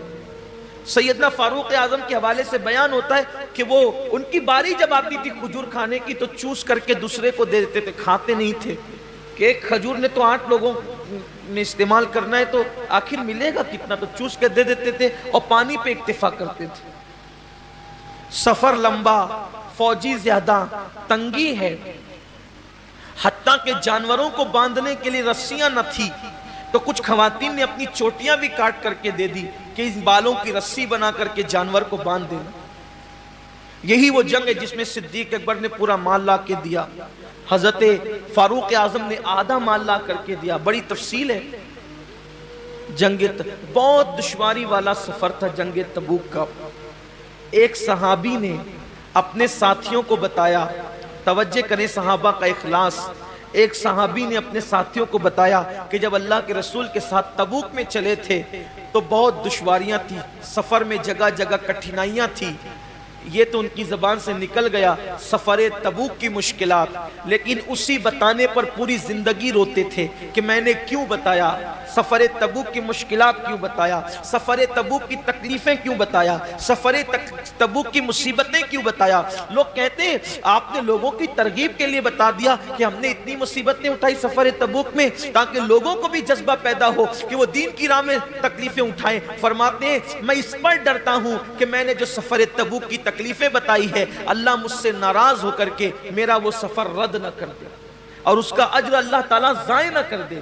یہ ان کا اخلاص تھا، یعنی اللہ کی راہ میں وہ جو مصیبتیں اٹھاتے تھے اس کو بھی کسی سے بیان کرنے کو خلاف ادب تصور کرتے تھے۔ اللہ کے لیے جو کیا وہ اس کو چھپانا ہی چاہتے تھے، اللہ کے لیے جو کیا وہ اس کو پردے ہی میں ڈالنا چاہتے تھے تاکہ ان کا اجر ضائع نہ ہو۔ اور یہاں تو حال یہ ہے کہ کیا اللہ کے لیے ہے اور اس کی تشہیر تو ہونی ہی چاہیے۔ ابھی آپ دیکھیے گا کہ قربانیوں کے جانوروں کی تصویریں بھی واٹس ایپ پر آئے گی، قربانیاں بھی واٹس ایپ پر آئے گی، بچڑوں کا گھمانا پھرانا بھی واٹس ایپ پر آئے گا، بکروں کی تشہیر بھی واٹس ایپ پر آئے گی۔ کیا فکر ہے لوگوں کی؟ کیا چاہتے ہیں لوگ؟ کیا اللہ کا دیا ہوا صلہ کم ہے جو بندوں سے صلہ چاہتے ہیں؟ کیا اللہ کی دی ہوئی نعمت کم ہے جو بندوں سے صلہ چاہتے ہیں؟ ارے بندہ کیا دے گا صلہ؟ اور بندہ اگر کسی کو دے بھی تو اپنی اوقات کے مطابق دے گا، اللہ کسی کو صلہ دے تو اپنی شان کے مطابق عطا فرمائے۔ تو جس نے اپنی شان کے مطابق دینا ہے صلہ اس سے لینا ہے، تو لوگوں کو چاہیے کہ وہ اللہ کی رضا کے لیے کریں۔ تو وہ جو علم والا بندہ ہے، اللہ فرمائے گا کہ تو نے میرے لیے نہیں کیا بلکہ عالم کہلانے کے لیے کیا، علم والا کہلانے کے لیے کیا، خطیب کہلانے کے لیے کیا، ادیب کہلانے کے لیے کیا۔ ارشاد ہوگا اس کو بھی منہ کے بل گھسیٹتے ہوئے جہنم میں لے جاؤ۔ حضرت سیدنا ابو ہریرہ فرماتے ہیں تیسرے بندے کو لایا جائے گا، جب وہ تیسرا بندہ آئے گا تو وہ تیسرا بندہ اللہ فرمائے گا میں نے تجھے نعمتیں دی تھی بندے، بتا تو نے کیا کیا؟ اے بندے تو نے کیا کیا؟ میں نے تجھے نعمتیں دی تھی۔ وہ عرض کرے گا مولا تو نے جو مجھے دولت دی تھی میں نے خوب لٹایا تیری راہ میں۔ اللہ فرمائے گا تو جھوٹا ہے، تو اس لیے دولت خرچ کرتا تھا، پیسے نکال نکال کر دیتا تھا کہ لوگ تجھے سخی کہیں، سو میں نے تجھے کہلوا دیا، آج تیرے لیے میرے پاس کچھ نہیں۔ جن لوگوں کے لیے تو نے یہ کام کیا تھا جا کے صلہ ان سے لے لے، اور اس کو بھی منہ کے بل گھسیٹتے ہوئے جہنم میں ڈالا جائے۔ یہ حدیث جب بھی پڑھی جاتی تھی سیدنا ابو ہریرہ جب بھی پڑھتے تھے تو اتنا روتے تھے، ایسا لگتا تھا جیسے کہیں روتے روتے ان کی جان نہ نکل جائے، روتے روتے ان کی روح نہ پرواز ہو جائے۔ لوگ دعائیں کرتے تھے کہ کاش ابو ہریرہ چپ ہو جائیں، کہ پہلے 3 لوگوں کا حساب ہوگا اور تینوں کے پاس کتنے بڑے بڑے اعمال ہوگے، ایک کے پاس شہادت، دوسرے کے پاس علم، تیسرے کے پاس سخاوت، لیکن اللہ تعالیٰ تینوں کو جہنم میں داخل فرمائے گا صرف اس وجہ سے کہ انہوں نے یہ کام اللہ کے لیے نہیں کیا تھا۔ آج کتنا اللہ کے لیے ہو رہا ہے دیکھ لیں آپ، حج کو دیکھ لیں، زکوٰۃ کو دیکھ لیں، قربانی کو دیکھ لیں، صدقات کو دیکھ لیں، مسجدیں بنانے کو دیکھ لیں، مدرسے بنانے کو دیکھ لیں، آپ دیکھ لیجئے۔ حضرت سیدنا داتا علی حجوری رحمت اللہ علیہ فرماتے ہیں کہ میں نے اپنی کتاب پر چاہا تھا کہ میں اپنا نام نہ لکھوں، کشف المحجوب پر مصنف میں اپنا نام نہ لکھوں، لیکن پھر سوچا اپنا نام نہیں لکھوں گا تو کتاب غیر معتبر ہو جائے گی، پتہ نہیں کس کی ہے، تو اس ڈر سے لکھ دیا کہ معتبر ہو جائے تاکہ لوگ میری بات مان لیں، ورنہ ڈر لگتا ہے کہ کہیں میری کتاب پر میرا نام لکھنے سے اللہ میرا اجر ضائع نہ کرے۔ بہت سارے بڑے بڑے ہمارے اسلاف ہیں، بڑے بڑے بزرگ ہیں، انہوں نے خود کتابیں لکھی، اپنا نام نہیں لکھا، اپنے شاگردوں کے نام سے منسوب کر دیا، بلکہ خود اعلیٰ حضرت رضی اللہ تعالیٰ عنہ کے دادا، انہوں نے ان کے متعلق ایک بہت بڑے عالم دین نے مجھے بتایا کہ خطبے کی کتاب انہوں نے خود لکھی مگر اس کو اپنے نام سے شائع کرانے کی بجائے اپنے شاگرد کے نام سے شائع کرا دیا۔ یہ اللہ والوں کی شان ہے کہ اپنے اعمال لوگوں کے نام سے شائع ہو جائیں تاکہ ضائع ہونے سے بچ جائے، کیونکہ اللہ تو دیکھ رہا ہے، صلہ تو اللہ نے دینا ہے۔ لیکن آج حال یہ کہ انسان یہ چاہتا ہے کہ سب کا کے اعمال ہم اپنے نام کر لیں۔ اب تو حالت یہ بھی کتابیں خرید کر کے اپنے نام سے چھپائی جا رہی ہے۔ لوگ لکھنے والے باصلاحیت لوگوں کو اللہ ماشاءاللہ پیسے دے دیتے اور وہ مسودہ خرید لیتے ہیں اور اپنے نام سے شائع کرا دیتے۔ میں کہاں اللہ والوں کی وہ ذات کہ اپنی کتابیں دوسروں کے نام سے شائع کرا دی تاکہ اجر ضائع نہ ہو، اور اب کہاں حالات یہ کہ دوسروں کی کتابیں اپنے نام سے شائع کرا دی، دوسروں کے کلام اپنے نام سے شائع کرا دی۔ اس کا مطلب اخلاص رخصت ہو رہا ہے، لوگوں کے نزدیک اللہ کی رضا کی اہمیت نہیں رہ گئی، لوگوں کے نزدیک رضا الہی کی اہمیت نہیں رہ گئی، اور اللہ رب العزت اپنے محبوب سے فرما رہا ہے وَمَحْيَايَ وَمَمَاتِي لِلَّهِ رَبِّ الْعَالَمِينَ، حبیب اعلان کر دیے کہ زندگی بھی خدا کے لیے ہے اور موت بھی خدا کے لیے۔ اور یاد رکھنا، اپنی گفتگو کو سمیٹتے ہوئے کہہ رہا ہوں، جس کام میں اللہ کی رضا ہوگی یا اللہ کی رضا کی نیت ہوگی، جس کام میں اخلاص ہوگا، اس کام میں اللہ رب العزت کی رضا شامل ہوگی تو اس میں اللہ کی طاقت اور قوت بھی شامل ہوگی. جس کام میں خلوص ہوگا اس کام میں خدا کی طاقت بھی شامل ہوگی. اس سلسلے میں ایک روایت بیان کی جاتی ہے، اس میں اپنی گفتگو ختم کروں گا. دین کے دائی اس کو خاص طور پہ سنیں. دائیان دین کے لیے بہت اہم چیز ہے.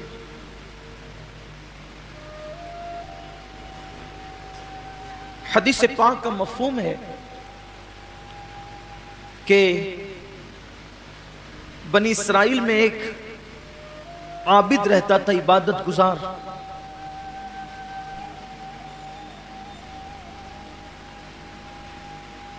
اس نے دیکھا کہ اس کے علاقے کے لوگ ایک درخت کی پوجا کرتے ہیں، درخت کی عبادت کرتے ہیں. اس کو احساس ہوا کہ میرے اللہ کے ہوتے ہوئے غیر اللہ کی عبادت کوئی کیوں کرے. تو سوچا کہ یہ درخت ہی کاٹ دوں تاکہ شرک کی جڑیں کٹ جائے. کڑاڑی جو ہے وہ کندھے پہ رکھی اور کندھے پہ کڑاڑی رکھ کر کے نکلا. اب شیطان کو کب گوارا تھا کہ شرک ختم ہو یا شرک کا خاتمہ ہو. شیطان تو گمراہی، کفر و شرک، گناہ، بے باکی، وہ تو فواحشات عام ہی کرنا چاہتا ہے. تو وہ آیا. اب یہاں دھیان سے سننا، بہت غور سے سننے کی بات. شیطان آیا اور اس نے آ کر کے پہلے اس کو یہ کہا کہ آپ کہاں جا رہے ہیں. شیطان کی عادت ہے جیسا آدمی ویسی بات. آپ کہاں جا رہے ہیں؟ اس نے کہا یہ درخت ہے، لوگ اس کی عبادت کرتے ہیں، شرک کرتے ہیں، میں اس کو کاٹنے جا رہا ہوں تاکہ لوگوں کو شرک سے نجات مل جائے. اس نے کہا میں تجھے جانے نہیں دوں، اپنا اپنا کام کرو، جاؤ. اس نے کہا میں جاؤں گا. کہا کہ میں جانے نہیں دوں گا. اس نے کہا میں جاؤں گا. تو اگر تو جائے گا تو تیرے لیے ایک شرط ہے، اگر تجھے جانا ہے تو پہلے تجھے مجھ سے لڑنا پڑے گا، پھر میں تجھے جانے دوں گا. اب چونکہ اس کے اندر اخلاص بھرا تھا، حالانکہ شیطان سے لڑنا کوئی آسان کام نہیں. شیطان کے پاس اتنی طاقت ہے کہ وہ 2 انگلیوں میں انسان کو مسل سکتا ہے، کیونکہ وہ آگ سے بنا ہوا ہے نا. وہ آگ سے بنایا گیا، مسلے گا تو انسان مر ہی جائے گا. لیکن جہاں اللہ کی رضا ہوگی وہاں اللہ کی قوت بھی ہوگی. یہ خاص بات، اللہ کی طاقت بھی. بڑی معذرت کے ساتھ اگر آپ برا نہ مانے تو میں ایک بات کہوں، قربانیوں کے معاملے میں جو کھینچا تانی مچی ہے نا ہندوستان میں، شاید اخلاص میں کمی آئی ہے تو یہ دن دیکھنے کو. میرا ایمان کہتا ہے کہ اگر یہ کام اللہ کے لیے ہوتا تو کسی کی ماں نے دودھ نہ پلایا تھا کہ یہ دن ہمیں دے. مگر ہم نے اللہ کے لیے کرنا جب چھوڑا اور ٹکیا اور کباب کے پیچھے پڑ گئے، پھر دنیا نے یہ دن. ہنسنے کی بات نہیں ہے یہ، اس لیے کہ جس کام میں رضا الہی ہو. میں یہ نہیں کہتا کہ سب کی نیت اکثر کی جو ہے وہ میں بات اکثریت کی بات کر. اللہ کے کچھ بندے ہیں ایسے جنہیں آپ انگلیوں پہ گن سکتے ہیں. بلکہ اب تو میں لوگوں کو یہ بھی کہتے ہوئے سنو کہ یار گوشت ووشت اب آتا نہیں ہے تو اپنے گھر کے لیے اپنے خود ہی قربانی کریں. یعنی قربانی گھر کے لیے ہو رہی ہے، اللہ کے لیے نہیں ہو رہی. یہ ہم نے اپنے کانوں سے کہتے ہوئے سنا ہے کہ اب گوشت کوئی بانٹنا اٹھتا نہیں ہے تو ہم بھی اپنے گھر کے لیے کریں. یعنی نہیں آ رہا ہے نا گوشت تو خریدنے سے اچھا ہے کہ ہم بھی کچھ پیسے زیادہ ڈال کر کے ایک جانور ذبح کر لیں. یہ صورتحال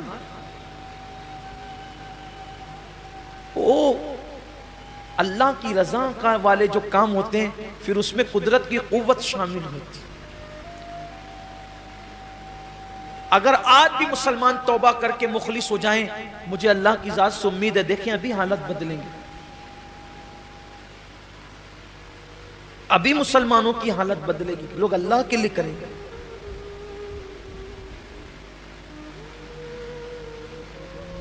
تو شیطان نے کہا کہ مجھ سے تجھے لڑنا پڑے گا تب تو جائے گا. اس نے کہا ٹھیک ہے میں لڑنے کے لیے تیار ہوں. دونوں کشتی لڑنے لگے. اس عابد نے شیطان کو پچھاڑ دیا، اس کے سینے پہ بیٹھ گیا، یعنی اللہ نے اس میں اتنی طاقت دے دی، شیطان کو پچھاڑ دیا۔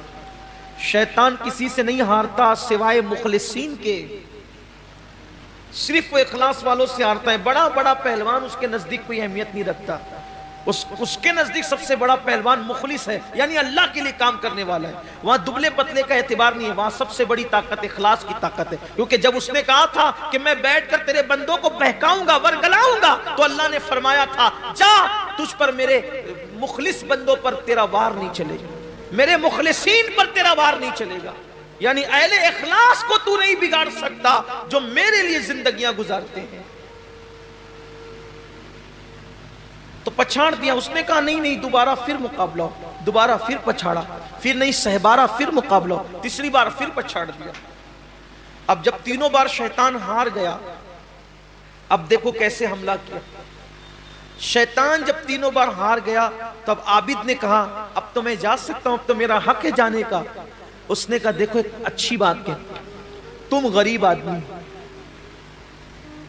دن بھر پیسہ کماتے ہو، رات کو عبادت کرتے، اگر یہ کمانے کی محنت سے اور مصیبت سے آپ کو نجات مل جائے تو آپ دن بھر عبادت میں گزار سکتے ہو۔ اگر تم یہ کام نہیں کرو گے، ان کو ان کے حال پہ چھوڑو، ان کو ان کے حال پہ چھوڑو، اگر تم یہ کام نہیں کرو گے تو تم سے پوچھ تھوڑی ہوگی۔ تمہارے بستر میں تکیے کے نیچے روزانہ تمہاری ضرورت کے مطابق جتنا تم کماتے ہو 2 درہم تمہیں مل جائیں گے۔ مست دن بھر 1 درہم خرچہ کرنا، 1 درہم میں کھانا پینا اور دن بھر عبادت کرنا، کتنی عبادت ہوگی؟ یا تو دن بھر کماتے ہو پھر رات میں تھوڑی سی عبادت کرتے ہو، یا تو دن بھر عبادت ہوگی، جاؤ واپس لوٹ جاؤ 2 درہم ملا کریں گے۔ یہاں پتا چلا شیطان کو دن بھر کی عبادت منظور ہے، شیطان کو دن بھر کی عبادت منظور ہے، مگر دین کی تبلیغ منظور نہیں ہے ایک لمحے کی۔ دن بھر کی عبادت اس کو منظور ہے مگر دین کی تبلیغ ایک لمحے کی منظور نہیں، کیونکہ وہ جانتا ہے کہ عبادت کرنے والوں نے اگر کتنی بھی عبادت کر لی جائے گا تو اکیلا ہی جنت میں جائے گا، لیکن اگر کوئی دین کی تبلیغ کرتا ہے تو پوری قوم کو جنت میں لے جائے گا۔ اسی لیے اس کو دین کی تبلیغ منظور نہیں ہے۔ وہ تبلیغ کرنے والوں کو، دین کی طرف بلانے والوں کو، دین کے لیے محنت کرنے والوں کو بہت دشمن کی نظر سے دیکھتا ہے۔ تو کہا کہ دن بھر کماتے ہو، 2 درہم ملیں گے، 1 درہم صدقہ کرنا، 1 درہم کھانا، دن بھر عبادت کرنا۔ لیکن یاد رکھیں ایک منزل ایسی آتی ہے، میں نے اپنے قائد، اپنے امیر سے یہ بات انہوں نے مجھے بطور نصیحت کہا تھا، میں نے سنی ہے۔ حضرت نے فرمایا تھا کہ بڑی بڑی محنت، مشقت اور مصیبتیں جس انسان کو مشن سے نہیں روکتی، بڑی بڑی محنتیں اور مشقتیں اور تکلیفیں جس انسان کو اپنے مشن سے نہیں روکتی، اگر اس کے راستے میں راحت، پیسے اور آسائش بکھیر دی جائے، نعمتیں بکھیر دی جائے، تو جو انسان مصیبتوں سے مشن سے نہیں رکتا وہ عیش و عشرت کی لالچ میں اپنے مشن سے رک جاتا ہے۔ اسی لیے اللہ کے رسول علیہ السلام اپنے صحابہ سے کہتے تھے، اے میرے صحابہ، مجھے میرے چلے جانے کے بعد دنیا سے تم پر یہ خوف نہیں کہ میرے بعد تم مشرک ہو جاؤ گے، میرے بعد میری امت مشرک ہو جائے گی، مجھے اس کا خوف نہیں ہے، خوف اس کا ہے کہ میرے بعد میری امت دنیا کی محبت میں مبتلا ہو جائے گی، مال و دولت کی محبت میں مبتلا ہو جائے گی، لوگوں کے دلوں کے اندر دنیا کی محبت رچے گی، مال و دولت کی محبت رچے گی، لوگ دنیا دار ہو جائیں گے۔ اور دیکھ لو آج لوگ الحمدللہ مشرک نہیں ہوئے، لیکن بہرحال لوگ دنیا داری میں مصروف ہو گئے۔ دنیا کی محبت اس قدر لوگوں کے دلوں میں آ گئی ہے کہ اللہ اکبر، ایک طرف اذان ہو رہی ہے اور ایک طرف دکان ہے تو لوگ نماز پر دکان کو ترجیح دیتے ہیں۔ کیا وہ حسین اور خوبصورت دن تھے جب اذان ہوتی تھی تو مسلمانوں کی دکانیں یہ کہہ کے بند ہو جاتی تھی، گاہکوں کو کہہ کے کہ ابھی واپس جاؤ، نماز کے بعد آنا۔ جب تک مسلمان یہ کہتا تھا واپس جاؤ نماز کے بعد آنا، تب تک مسلمان کی دکان پہ کبھی مندی نہیں منڈلاتی تھی۔ جب سے مسلمان کی دکان کا حال یہ ہے کہ اب تو دکان چھوڑ کے نماز جانا تو دور کی بات ہے، بند کر کے جانا تو دور کی بات ہے، مسلمان تو اب گیم بھی کھیلتا رہتا ہے مگر نماز کو نہیں جاتا، فری بیٹھا ہوا ہے تو بھی نماز کو نہیں جاتا۔ اب دکان چھوڑ کے بیچارہ کیا جائے گا؟ جو گیم چھوڑ کے نہیں جاتا، جو کرکٹ چھوڑ کے نہیں جاتا، جو دوستوں کی بارات چھوڑ کر نماز کے لیے نہیں جاتا، وہ دکان چھوڑ کر کے کیا جائے؟ ہم نے تو ایسے بھی بزرگوں کی زندگی پڑھی ہے کہ کسی نے آ کر کے خبر دی کہ بیٹے کا انتقال ہو گیا ہے، تو کہا ابھی نماز کا وقت ہے، بعد میں دیکھیں گے، ابھی نماز کا وقت ہے، بعد میں دیکھیں گے۔ بلکہ یہ تو نماز ہے، نماز۔ ایک بزرگ کے بیٹے کا انتقال ہو گیا اور آپ جا رہے تھے امام اعظم کی بارگاہ میں علم حاصل کرنے کے لیے، تو انہوں نے فرمایا کہ ابھی میں پڑھنے جا رہا ہوں، تم جا کر اس کو دفن کر دو۔ یہ بھی بزرگوں کی زندگی میں انہوں نے علم دین کو اتنی اہمیت دی، انہوں نے نمازوں کو اتنی اہمیت دی۔ یہاں تو حال یہ ہے کہ اہمیت دین کو ہے ہی نہیں، دنیا ہی دنیا، دنیا ہی دنیا، دنیا ہی دنیا۔ بلکہ اب تو عبادت بھی کرتے ہیں دنیا کے لیے، نماز بھی لوگ اس لیے پڑھتے ہیں کہ نماز پڑھوں گا تو تھوڑا مالدار ہو جاؤں، حج کروں گا تو مالدار، بلکہ یہ بھی ہے کہ فلاں بزرگ کی فاتحہ کرنے سے مال ملتا ہے، مال زیادہ آتا ہے، تو اسی نیت سے لوگ، میں نے بہتوں کو دیکھا ہے 11ویں اس نیت سے کرتے ہیں کہ 11ویں کرنے والے جلدی مالدار ہوتے ہیں۔ واہ رے واہ، بڑے پیر کی 11ویں کو کتنا سستے میں بیچا تم نے۔ لوگ مجدد الف ثانی کے یہاں اس لیے جاتے ہیں، بلکہ حضرت مجدد صاحب کے یہاں وہ بھی جاتے ہیں جو اور جگہ کے لیے منع کرتے ہیں، اس لیے کہ مجدد صاحب کے مزار کی خصوصیت یہ ہے جو وہاں حاضری دیتا ہے وہ مالدار ہو جاتا ہے۔ اس مزار کی دو خصوصیت ہے، مجدد الف ثانی کے مزار کی دو خصوصیت ہے۔ عام انسان جاتا ہے تو مالدار ہو جاتا ہے، حافظ قرآن اگر وہاں جا کر ایک بار قرآن پڑھ لے ساری زندگی پھر وہ کبھی قرآن نہیں بھول سکتا۔ مجدد صاحب کی مزار کی فضیلت یہ، اسی لیے بڑے بڑے بدعتیوں کو وہاں پر قرآن پڑھتے دیکھا گیا، 8-8 دن کے لیے آتے ہیں، 5-5 دن کے لیے آتے ہیں، پورا سناتے ہیں۔ ہم کہتے ہیں نادان، غلام کی فضیلت تو مان لی،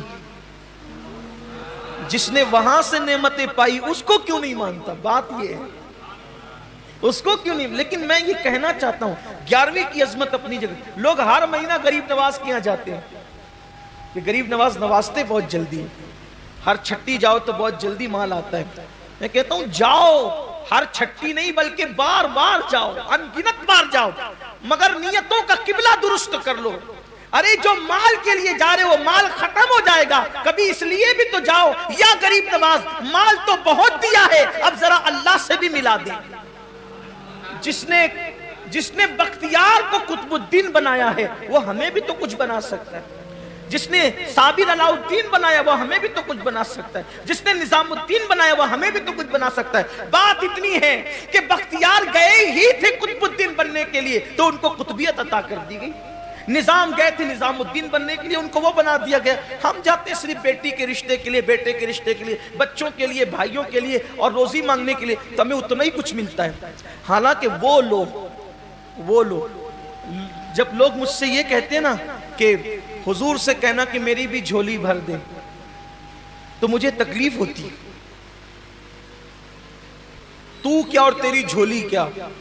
ارے جیسا سخی ہے ویسا مانگ۔ یہ کیوں کہتے ہو کہ ہماری جھولی بھر دو؟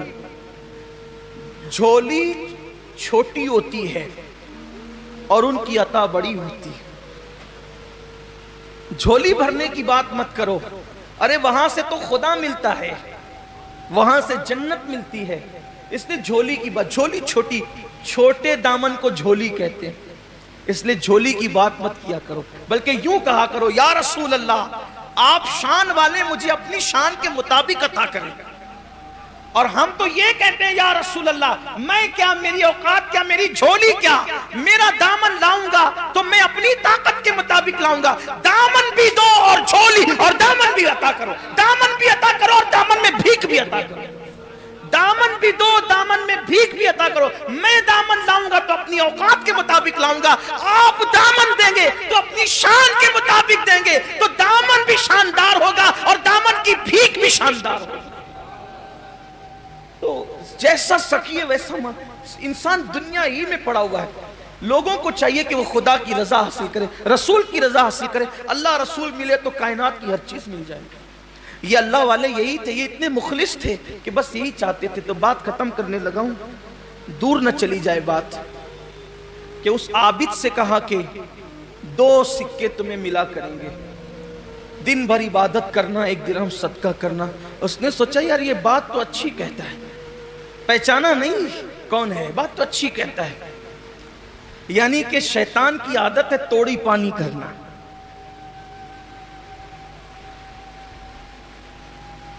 وہ اس عابد سے توڑی پانی کرنے لگا اپنی زبان میں۔